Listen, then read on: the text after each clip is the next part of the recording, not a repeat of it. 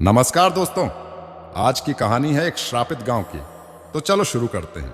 मैं अरुण, एक स्वतंत्र पत्रकार और अजीबोगरीब घटनाओं की खोज में हमेशा लगा रहता हूं। एक दिन मुझे एक पुराने ग्रंथ में एक अज्ञात गांव के बारे में पढ़ने को मिला। गांव का नाम था भूल भुलैया और कहते हैं कि वहां जाने वाला कभी वापस नहीं आता। मैंने सोचा कि अगर मैं इस गांव की सच्चाई जान पाऊं तो यह मेरी सबसे बड़ी खोज हो सकती है। मुझे गांव का सही पता नहीं पता था, लेकिन स्थानीय लोगों से सुनी कहानियों के आधार पर मैंने एक दिशा तय की। मैंने अपनी यात्रा की शुरुआत की। मेरे साथ मेरा कैमरा और एक नोटबुक था। गांव तक पहुंचने के लिए मुझे घने जंगल से होकर गुजरना पड़ा। जैसे जैसे मैं आगे बढ़ता गया, जंगल घना और डरावना होता गया। घना अंधकार और अजीब आवाजें मेरी हिम्मत को तोड़ने की कोशिश कर रही थी, लेकिन मेरे अंदर का जिज्ञासु पत्रकार मुझे आगे बढ़ने के लिए मजबूर कर रहा था। आखिरकार कई घंटों की यात्रा के बाद मुझे गांव की पहली झलक मिली। यह गांव एक गहरी खाई के किनारे स्थित था और चारों ओर एक अजीब सी खामोशी फैली हुई थी। गांव में कदम रखते ही मुझे एक अजीब सी ठंडक का एहसास हुआ। वहां कोई आदमी नजर नहीं आ रहा था, लेकिन मुझे महसूस हुआ कि कोई मुझे देख रहा है। गांव के मकान पुराने और खंडहर जैसे थे। मैं एक मकान में घुसा तो देखा कि वहां सब कुछ यूं ही छोड़ दिया गया था, जैसे लोग अचानक भाग गए हों। मकान के अंदर मैंने एक पुरानी डायरी पाई। डायरी में गांव के एक निवासी ने लिखा था कि गांव पर एक श्राप लगा हुआ है। एक रात गांव के सबसे बड़े मंदिर में कुछ अजनबी आए और वहां के पुजारी को मारकर उसके खून से एक अनुष्ठान किया। उसके बाद से गांव में अजीब घटनाएं घटने लगी। लोग गायब होने लगे और गांव में अजीब आवाजें सुनाई देने लगी। मैंने उस डायरी को अपने साथ रख लिया और बाहर निकला। गांव के बीचों बीच एक बड़ा और भव्य मंदिर था। मैंने सोचा कि शायद वहां मुझे इस श्राप के बारे में और जानकारी मिल सके। मंदिर के अंदर का दृश्य और भी डरावना था। वहां की दीवारों पर खून के धब्बे और अजीब निशान थे। मैंने कैमरे से तस्वीरें लेना शुरू किया। तभी मुझे किसी के रोने की आवाज सुनाई दी। मैं आवाज की दिशा में बढ़ा तो देखा कि एक छोटे से कमरे में एक औरत बैठी थी। उसकी आंखें लाल और सूजी हुई थी। मैंने उससे बात करने की कोशिश की, लेकिन वह केवल एक ही शब्द कह रही थी, भागो।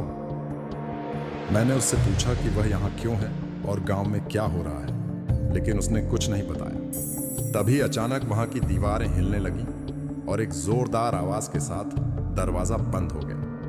मैं डर के मारे पसीना पसीना हो गया और किसी तरह दरवाजा खोलने की कोशिश करने लगा। कई मिनटों की कोशिश के बाद मैं दरवाजा खोलने में कामयाब हुआ और बाहर भागा। लेकिन बाहर आते ही मुझे एहसास हुआ कि गांव में कुछ और भी बुरा होने वाला था। हवा में अजीब सी गंध थी और चारों ओर एक घना धुआं फैलने लगा। मैंने जल्दी से अपने कैमरे और नोटबुक को उठाया और गांव से बाहर निकलने की कोशिश की। लेकिन गांव से बाहर निकलना इतना आसान नहीं था। जैसे ही मैं एक रास्ते पर बढ़ता, वह रास्ता अचानक बंद हो जाता और मैं फिर से गांव के बीचों बीच पहुंच जाता।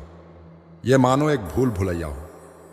मैंने एक पुराना नक्शा निकाला जो मैंने डायरी के साथ पाया था और उस पर ध्यान देकर गांव के बाहर निकलने का रास्ता खोजने लगा। लेकिन हर बार कुछ न कुछ अजीब होता और मैं उसी जगह पर लौट आता।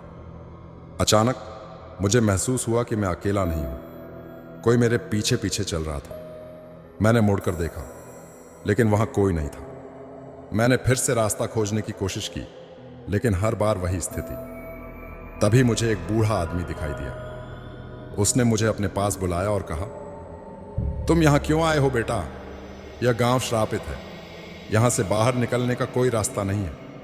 मैंने उससे पूछा कि क्या यहां से बाहर निकलने का कोई तरीका है। उसने बताया कि केवल वही व्यक्ति यहां से बाहर निकल सकता है जिसने यहां का श्राप हटाया हो। मुझे समझ में नहीं आया कि वह क्या कहना चाहता था। बूढ़े आदमी ने मुझे एक पुरानी किताब दी और कहा कि इस किताब में वह मंत्र है जो गांव का श्राप हटाने के लिए जरूरी है। मैंने किताब खोली और उसमें लिखे मंत्र को पढ़ने लगा। तभी एक जोरदार हवा चली और चारों ओर अंधेरा छा गया। मैंने मंत्र पढ़ना जारी रखा और अचानक एक तेज रोशनी हुई। जब रोशनी धीमी हुई तो मैंने देखा कि गांव के लोग मेरे चारों ओर खड़े थे। उनके चेहरे पर एक अजीब सी शांति थी। उन्होंने मुझे धन्यवाद कहा और अचानक सब गायब हो गए। मुझे समझ में आया कि मैंने गांव का श्राप हटा दिया है। मैंने जल्दी से अपना सामान उठाया और गांव से बाहर निकलने का रास्ता खोजा। इस बार रास्ता साफ था और मैं बिना किसी कठिनाई के बाहर निकल आया। जब मैं वापस शहर पहुंचा तो मैंने अपनी कहानी लिखी और प्रकाशित की।